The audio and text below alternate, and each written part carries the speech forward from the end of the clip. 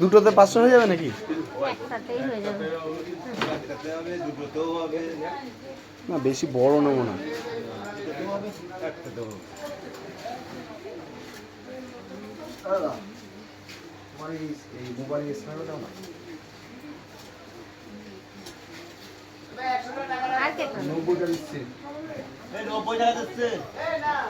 আমাকে জানি না মাছের দাম কি আছে।